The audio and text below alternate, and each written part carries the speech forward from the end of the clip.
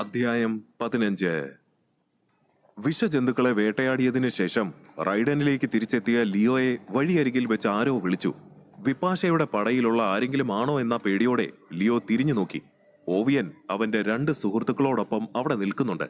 വിപാശയുടെ പടയിലുള്ള ആരുമല്ലെന്ന് മനസ്സിലായപ്പോൾ തന്നെ അവന്റെ ശ്വാസം നേരെ വീണിരുന്നു. ലിയോ, നീ എവിടെ പോയിട്ട് വരുന്നതാ? നിന്റെ ബാഗിനുള്ളിൽ കാര്യമായിട്ട് എന്തോ ഉണ്ടെന്ന് തോന്നുന്നല്ലോ. ഓവിയൻ ലിയോയുടെ തോളിൽ കിടക്കുന്ന ബാഗിലേക്ക് നോക്കി സംശയത്തോടെ തിരക്കി. ഞാൻ വിഷമുള്ള ജന്തുക്കളെ വേട്ടയാടിയിട്ട് വരുന്ന വഴിയാണ്. ലിയോ മടി കൂടാതെ അവരെ നോക്കി പറഞ്ഞു. നിന്റെ തമാശ കൊള്ളാൻ ലിയോ. ഒരു സാധാരണ മൃഗത്തെ വേട്ടയാടാൻ പോലും നിനക്കറിയില്ലെന്ന് ഇവിടെയുള്ള എല്ലാവർക്കും അറിയാം.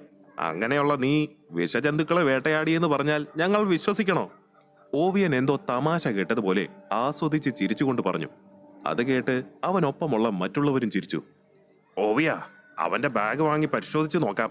ഒരുപക്ഷെ അതിനുള്ളിൽ വല്ല വിഷജന്തുവിന്റെ മാംസമുണ്ടെങ്കിലോ? ഓവിയന്റെ കൂട്ടുകാരിൽ ഒരാൾ പറഞ്ഞു. അതിന്റെ ആവശ്യമില്ല. ലിയോയെ പറ്റി എനിക്ക് നന്നായിട്ടറിയാം. അവന്റെ ബാഗിൽ വണ്ടുകൾ മാത്രമേ കാണൂ. അവന്റെ കഴിവ് കൊണ്ട് അവയെ വേട്ടയാടി തിന്നാൻ മാത്രമേ കഴിയൂ. എന്താ ലിയോ, ഞാൻ പറഞ്ഞത് സത്യമല്ലേ? ഓവിയൻ ചിരിച്ചുകൊണ്ട് ലിയോയോട് ചോദിച്ചിട്ട് അവിടെ നിന്നും പോയി. എന്റെ ലിയോ, ഇവിടെ ഉള്ളവർക്കെല്ലാം നിന്നെ നല്ല വിശ്വാസമാണല്ലോ. നീ സത്യം പറഞ്ഞാൽ പോലും ഇവിടെയുള്ളവരാരും നിന്നെ വിശ്വസിക്കില്ല. ചീനു കളിയാക്കിക്കൊണ്ട് പറഞ്ഞു. അത് നല്ലതല്ലേ ചീനു.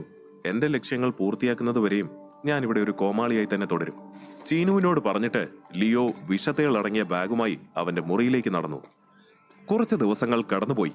ലിയോ റൈഡൻ നഗരത്തിലെ ഒരു ഗോപുരത്തിന് മുകളിലിരുന്ന് നഗരം വീക്ഷിക്കുകയായിരുന്നു. വിചിത്രമായ ശബ്ദങ്ങൾ പുറപ്പെടുവിച്ചുകൊണ്ട് വ്യത്യസ്തങ്ങളായ പക്ഷികളുടെ കൂട്ടങ്ങൾ ആകാശത്ത് വട്ടമിട്ട് പറന്നു. ചീനുവും ലിയോയുടെ തോളിലിരുന്ന് ആ കാഴ്ചകൾ കാണുന്നുണ്ട്. അവന്റെ ഒരു കൈയിൽ ബ്ലാക്ക് ക്രിസ്റ്റലും മറു കൈയിൽ ചുവന്ന ക്യൂബും ഇരിക്കുന്നുണ്ട്. അവൻ 2 എണ്ണത്തിനെ മാറി മാറി നോക്കി. ചീനു, ഈ ചുവന്ന ക്യൂബിന്റെ ശക്തി എന്താകും? ബ്ലാക്ക് ക്രിസ്റ്റലിനെ പോലെ ഇതിന് മറ്റു മൃഗങ്ങളെ പരിണമിപ്പിക്കാനുള്ള ശക്തിയുണ്ടോ? അതോ മറ്റെന്തെങ്കിലും ശക്തി ആയിരിക്കുമോ ഉണ്ടാവുക? അവൻ ആ ക്യൂബിന്റെ ശക്തി പരീക്ഷിക്കാൻ തീരുമാനിച്ചു. എന്നാൽ ലിയോ എന്നുള്ള ഉച്ചത്തിലുള്ള വിളി കേട്ട് അവൻ ഞെട്ടി. താമര ഗോപുരത്തിന് മുകളിലേക്ക് കയറി വന്നുകൊണ്ട് കിതച്ചു. എന്താ താമരെ, നീ എന്തിനാ ഇങ്ങനെ ഓടി വന്നത്? ലിയോ അവളുടെ അടുത്തേക്ക് ചെന്ന് ചോദിച്ചു. അത് വിപാശയ്ക്ക് നിന്നെ കാണണമെന്ന് വേഗം വരാൻ പറഞ്ഞു. താമര പറഞ്ഞു. എന്നെ കാണണമെന്നോ? എന്തിന്? ലിയോ ചോദിച്ചു. അതെനിക്കറിയില്ല. എന്നോട് അതിനെപ്പറ്റി ഒന്നും പറഞ്ഞില്ല. എന്തായാലും വിപാശയുടെ മനസ്സ് മാറുന്നതിന് മുൻപ് പോയി കാണാം, താമര പറഞ്ഞു. വിപാശയെ കാണാൻ കഴിയുന്നതിൽ ലിയോയ്ക്ക് സന്തോഷമുണ്ടെങ്കിലും അവൾ വിളിച്ചതിന്റെ കാരണം അറിയാതെ അവൻ ഭയന്നു. താമരയോടൊപ്പം ലിയോ വിപാശയെ കാണാനായി പോയി. കോട്ടയ്ക്കുള്ളിൽ സ്ഥിതി ചെയ്യുന്ന വലിയൊരു പരിശീലന ഹാളിലേക്കാണ് അവൾ ലിയോയെ കൊണ്ടുപോയത്. അതിനുള്ളിലേക്ക് കടന്ന ലിയോ ആശ്ചര്യത്തിൽ കണ്ണുമിഴിച്ചു. ഏതോ സർക്കസ് കൂടാരത്തിനുള്ളിൽ വന്നു പെട്ടതുപോലെ അവന് തോന്നി. അതിനുള്ളിൽ യുവ സൈനികർ വാൾപ്പയറ്റ്, കയറ് കയറ്റം, യുദ്ധ പരിശീലനം തുടങ്ങിയ പല വ്യായാമങ്ങളും ചെയ്തുകൊണ്ടിരുന്നു. അവിടേക്ക് എത്തിയപ്പോൾ അവന് മനസ്സിൽ ചെറിയൊരു സന്തോഷം തോന്നി. താമരെ, ഒരുപക്ഷെ വിപാശ എന്നെ വിളിച്ചത് അവളുടെ സൈന്യത്തിൽ ചേർക്കാനാണെങ്കിലോ? അവൻ താമരയോട് ചോദിച്ചു. എനിക്കും അങ്ങനെ തന്നെയാണ് തോന്നുന്നത്, അവൾ പറഞ്ഞു. വിപാശ വിദ്യാർത്ഥികൾ പരിശീലിക്കുന്നത് നോക്കി ഒരു ഭാഗത്ത് നിൽക്കുകയാണ്. വിഷത്തേളുകളുടെ ആക്രമണത്തെ തുടർന്നുണ്ടായ പരിക്കുകൾ ഇപ്പോൾ പൂർണ്ണമായും സുഖപ്പെട്ടിരിക്കുന്നു. അവൻ അവളെ നോക്കി നിന്നു. പെട്ടെന്ന് വിപാശ ലിയോയുടെ മുന്നിലേക്ക് വന്നു. ഹലോ ലീഡർ, സുഖമാണോ? ലിയോ പുഞ്ചിരിയോടെ അവളുടെ മുഖത്തേക്ക് നോക്കി ചോദിച്ചു. എന്നാൽ അവൾ അവനെ അവഗണിച്ചുകൊണ്ട് കുറച്ചു മാറി നിന്ന ഒരു വിദ്യാർത്ഥിയോട് എന്തോ ആംഗ്യം കാണിച്ചു.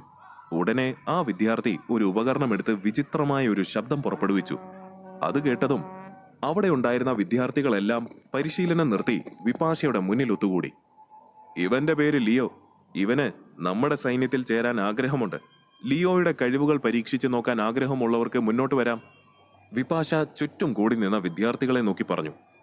ഇവിടെ നിന്റെ കഴിവ് തെളിയിക്കില്ലയോ? അങ്ങനെ ചെയ്താൽ നിന്നെ ഞാൻ എന്റെ സൈന്യത്തിൽ ചേർക്കാം.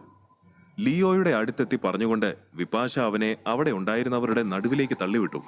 അത് കണ്ട് എല്ലാവരും കൈയടിച്ചു. ലിയോയേക്കാൾ മുതിർന്ന, അത്യാവശ്യം പൊക്കവും വണ്ണവും ഒക്കെയുള്ള ഒരു വിദ്യാർത്ഥി ഗാംഭീര്യത്തോടെ അവന്റെ മുന്നിലേക്ക് വന്നു നിന്നു. അവനൊന്നും മനസ്സിലാകാതെ മുന്നിൽ നിൽക്കുന്നയാളുടെ മുഖത്തേക്ക് നോക്കി. അയ്യോ, ഇവനെ കാണാൻ തന്നെ എന്റെ 2 ഇരട്ടിയുണ്ട് എന്ന് ലിയോ ചിന്തിച്ചതും അവൻ വായുവിൽ ഉയർന്നു പൊങ്ങിയതും ഒരുമിച്ചാണ്.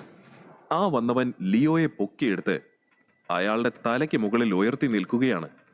ഡാ തടിമാടാ, എന്നെ താഴെ ഇറക്കടാ, അയ്യോ ആരെങ്കിലും വന്ന് എന്നെ താഴെ ഇറക്ക്, ലിയോ ഭയത്തോടെ വിളിച്ചു പറഞ്ഞു. എന്നാൽ ലിയോയെ എടുത്തിരുന്നവൻ അവനെ നിലത്തേക്ക് വലിച്ചെറിഞ്ഞു.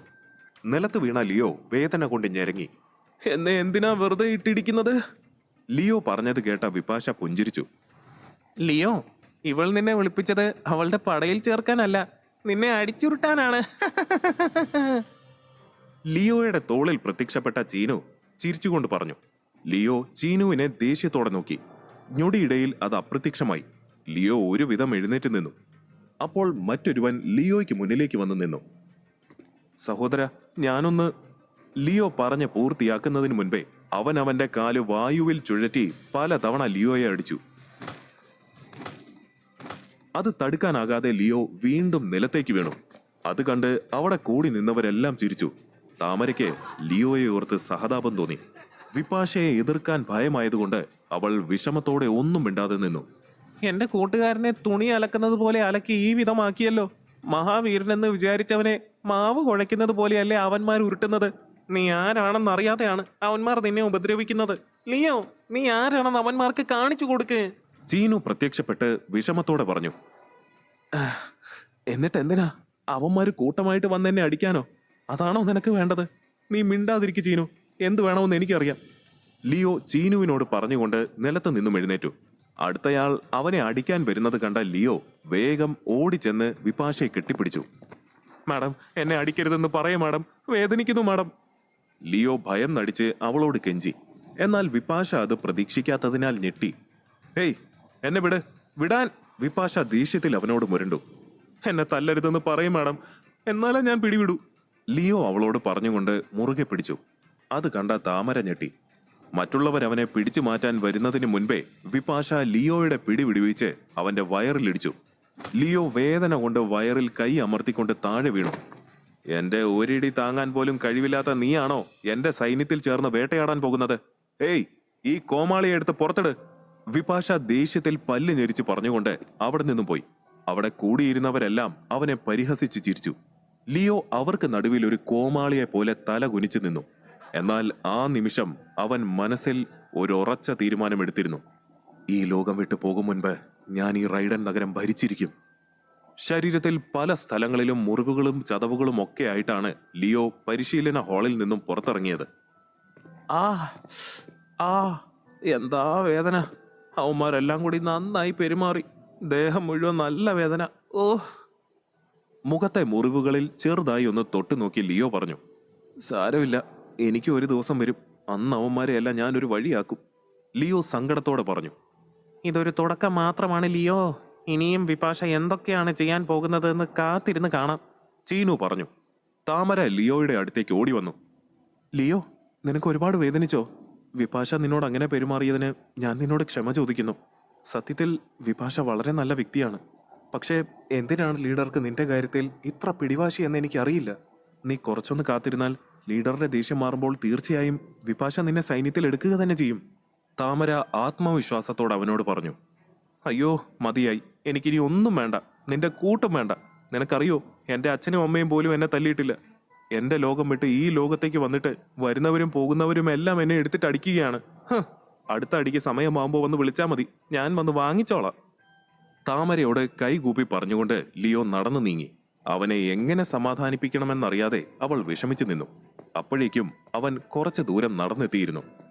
നന്നായി വിശ്രമിക്ക് ലിയോ, ഞാൻ നിന്നെ വന്ന് കണ്ടോളാം, താമര അവിടെ നിന്ന് വിളിച്ചു പറഞ്ഞു.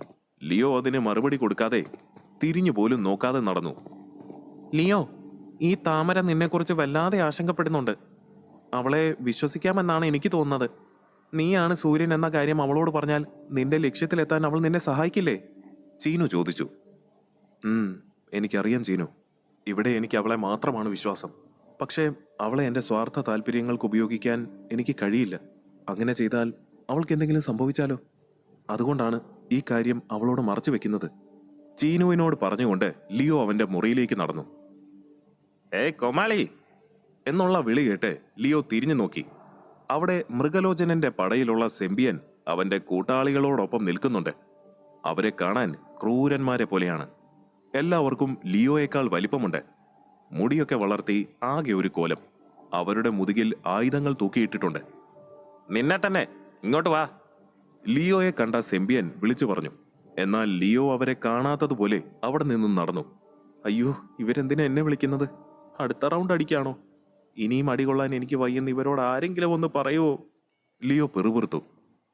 എന്റെ പ്രിയപ്പെട്ട ലിയോ, ഈ ദിവസം നിനക്ക് ഇത്ര മോശമായിരിക്കുമെന്ന് ഞാൻ കരുതിയതേയില്ല. നിന്നെക്കുറിച്ച് ഓർത്ത് എനിക്ക് വല്ലാതെ വിഷമം തോന്നുന്നു, ചീനു വിഷമത്തോടെ പറഞ്ഞു. നീ ഇങ്ങോട്ട് വരുന്നോ അതോ ഞാൻ അങ്ങോട്ട് വരണോ? വീണ്ടും സെമ്പിയൻ ലിയോയെ നോക്കി വിളിച്ചു പറഞ്ഞു. ലിയോ, നീ അവർക്കടുത്തേക്ക് പോകരുത്. ക്രൂര മൃഗങ്ങളെക്കാൾ മോശമാണ് അവരുടെ സ്വഭാവം. നീ അവിടേക്ക് പോകുന്നത് നല്ലതിനാണെന്ന് എനിക്ക് തോന്നുന്നില്ല, ചീനു താക്കീതോടെ പറഞ്ഞു.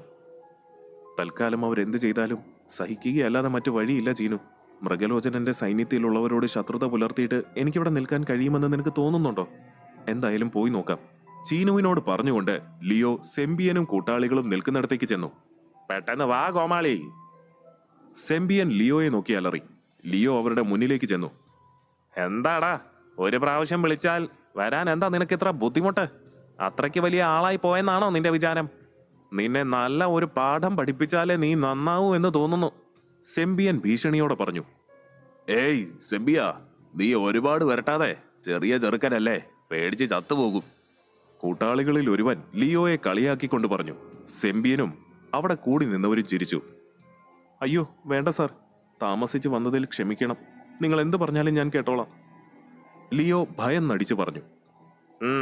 ശരി, വേഗം തയ്യാറായി വാ, പോകാം, സെമ്പിയൻ പറഞ്ഞു. പോകാനോ? എവിടേക്ക്? ലിയോ സംശയത്തോടെ ചോദിച്ചു. വേട്ടയാടാൻ, സെമ്പിയൻ പറഞ്ഞു. സെമ്പിയനും അവന്റെ കൂട്ടാളികളും ചേർന്ന് പല പല കാരണങ്ങൾ പറഞ്ഞ് റൈഡനിലുള്ള ദുർബലരായ 20 പേരെ തെരഞ്ഞെടുത്ത് അവരോടൊപ്പം കൊണ്ടുപോയി.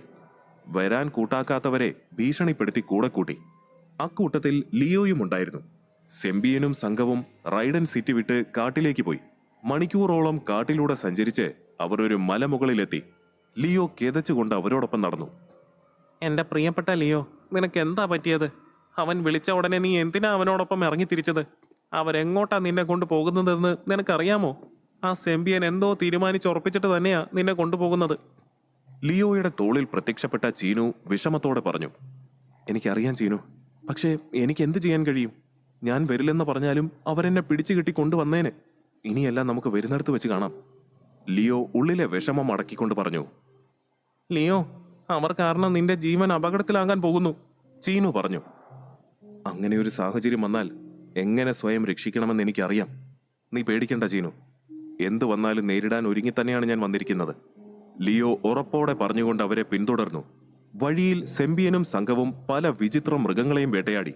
അതിന്റെ മാംസം അവർ കഴിച്ചു കഴിഞ്ഞ് ദുർബലരായവർക്ക് നേരെ വലിച്ചെറിഞ്ഞു. അവർ മാംസ കഷണത്തിന് വേണ്ടി അടികൂടുന്നത് കണ്ട് സെമ്പിയനും സംഘവും ആസ്വദിച്ച് ചിരിച്ചു. ലിയോ ഒന്നും മിണ്ടാതെ അവരെ അനുഗമിച്ചു.